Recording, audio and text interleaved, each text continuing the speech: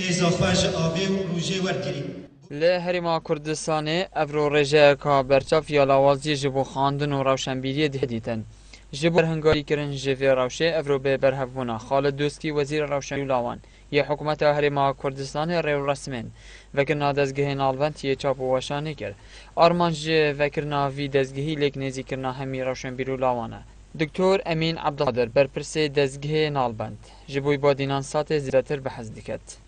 دست پیک مدویتن از پیروز باهیا پیشکشی توایا خلک دوره بکم کو افریقا دزله هکاتیا و کرنت ناو دزله نانتی چاپ وشان افزله دید خدمتا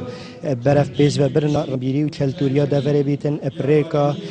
چاپ کرن و بلاف کرن پرتوین جدا جدا ابتایبتی ین ورگی رای مانن بیانی بو هنده کو ام شارزای روش و کلتور و زانستین بیانی ببین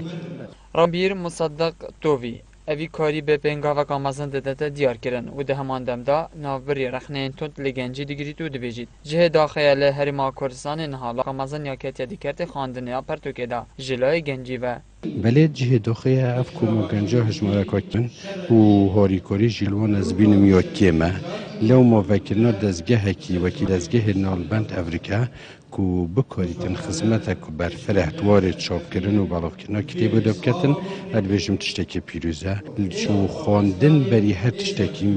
تشتکی پیدوی خواندنه بری خورنه بری پیدویج بید خواندنه خواندن نبیتن ملت پیش نکبن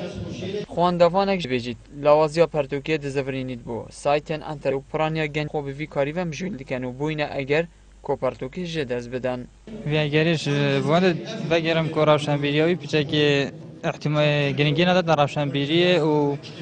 چه اگر بیشتر چه جدول اگه بخونه دانه که بزنید روزانه کار چکن خب مجید کردن بسایت الکترونی و بسشقاس لاگی فیسبوک و هر چند دولت دی فیسبوک